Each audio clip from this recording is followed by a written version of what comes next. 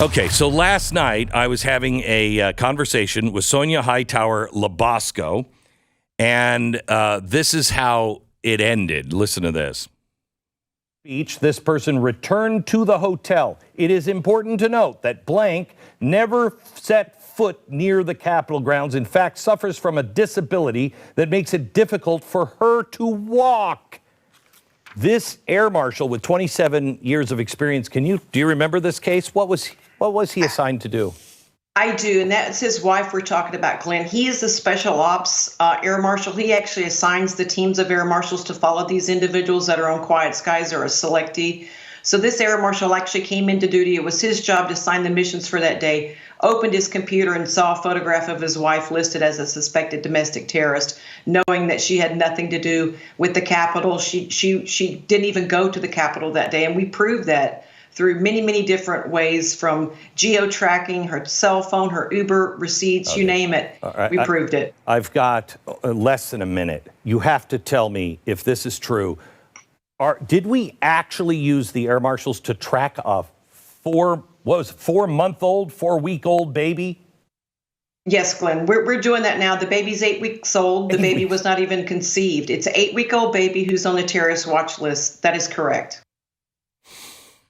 I didn't have time to fully delve into why our air marshals are following, and I bet it's not hard to track, the 8-week-old newborn that is now on the terrorist watch list.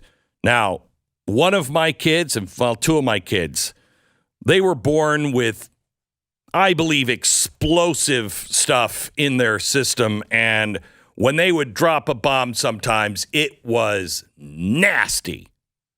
But I never thought we should call an air marshal. But apparently, at 8 weeks, I mean, that's basic boot camp, isn't it? 8 weeks? What can these babies do to us? Sonia is with us again. Sonia, tell us the story of the 8-week-old baby. Okay, Glenn, this story was just broke by Uncovered DC and Wendy Mahoney. This 8-week-old baby is on the terrorist watch list, and it's not just one air marshal that's going to be assigned. It's going to be a minimum of 3. So you're going to have 3 air marshals following this 8-week-old baby, no matter if the baby travels with their grandparents, if the baby just travels with cousins. It doesn't matter. Once the baby's on the list by their name, the baby is going to stay on that list. Okay, hang on. Did the parents do something? The father, I think they got him for parading at January the 6th. I think he did face a charge. I think he did walk through, he either walked through the Capitol or he did something of that nature on January the 6th. Oh my gosh, now, not parading. And this, I think this is his fiance that booked the tickets for her and the baby. I don't know that they're married. I think this was his fiance that she booked the tickets for her and the baby to go on, I think, a holiday vacation down to Puerto Rico. So he wasn't even with them. No, he wasn't with them then. No, he wasn't. Huh. So he's with them now. They are a family. So they were flying down to visit family, I think, down in Puerto Rico. And lo and behold, they get to the airport. She gets to the airport. They print out the boarding passes. And here's the baby. As you can see, I think I sent you the picture. It's the infant. It's the infant on the boarding pass. It says INFT. And then it has the 4 quad S's showcasing that they're on the watch list. Well, has the baby blown anything up? I mean, I just have to ask. I mean, is the baby involved in things right now? I mean, you never can Baby tell. Wasn't even born. Baby wasn't even conceived. Wasn't even born then. Wasn't even a thought at that moment. This was, back in January of 2021. We're going 3 years later into this. And I knew that we had been following a 6-year-old boy and a 9-year-old child. I knew that. That was a new all-time low for the information we received. But when we received the information on the 8-week-old baby, how low can you go within the government for these to pacify the swamp, right? Because this is who we're pacifying in TSA with the air marshals. We are pacifying the swamp members that want Americans targeted because they exercised their First Amendment right or they attended a rally or they weren't even there.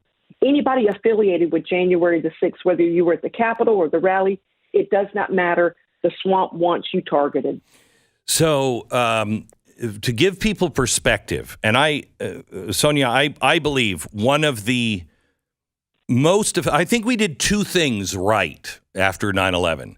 We put air marshals on the plane, and we made the door to the pilots bulletproof. Those two things, I think, are the best things we ever did. Everything else was just government nonsense for the most part, I think, at least the way it's been executed. The air marshals are not on board of our planes now because they're not only just following babies and children, but they are also on our border, correct? That is correct, Glenn. We have been forced to go down to the border for over 2 years now. The Air Marshal National Council, the group I work with, we've been fighting that because we know that we have very limited resources in the first place.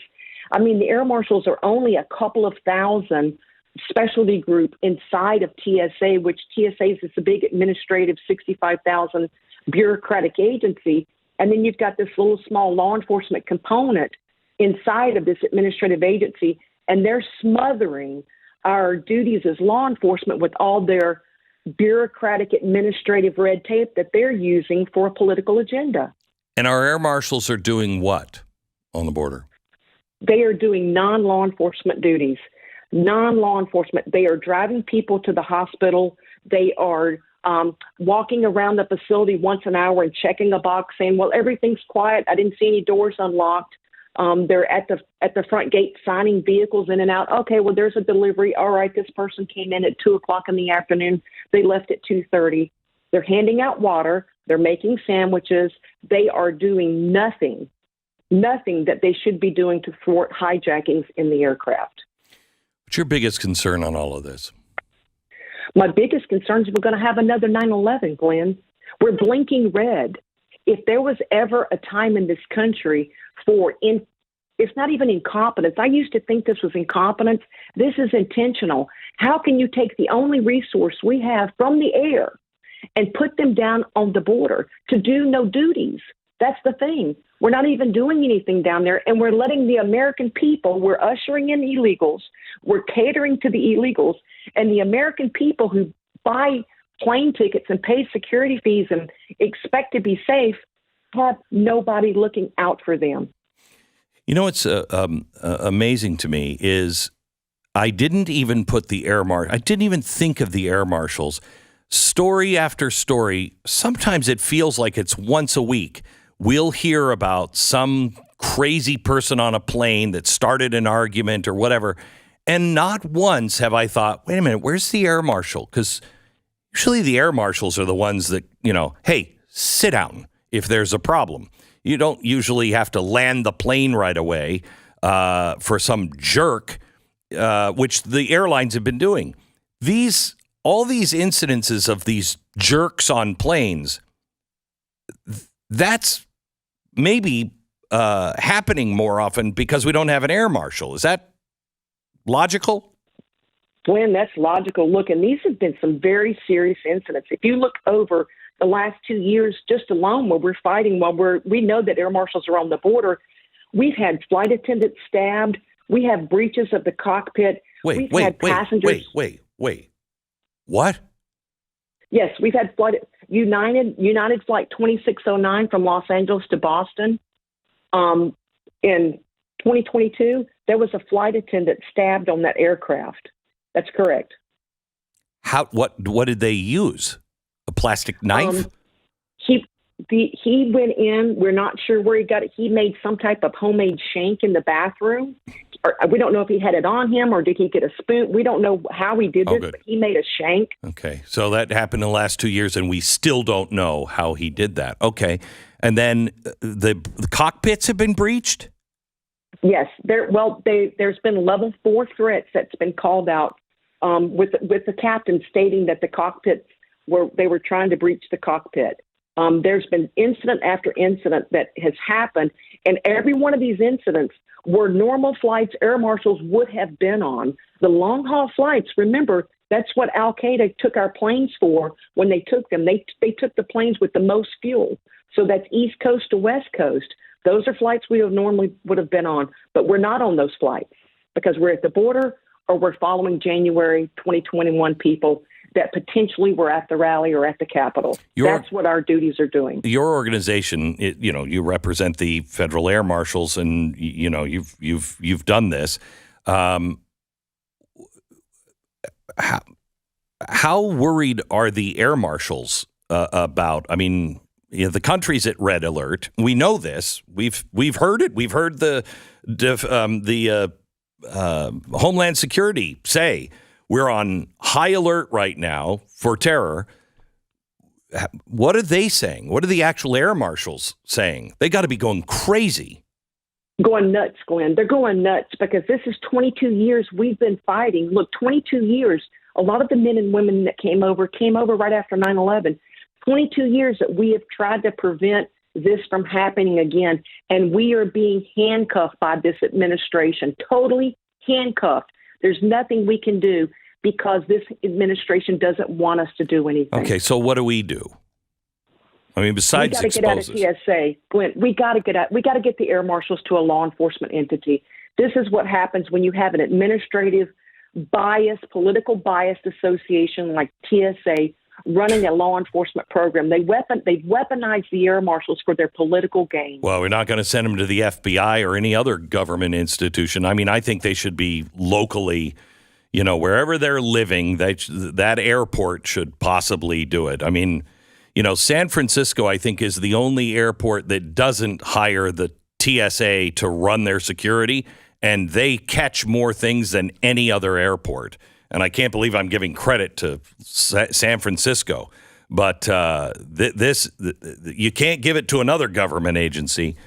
Sonia, thank you so much. I'd like to talk to you again on how we can serve you and help get our air marshals back on our planes.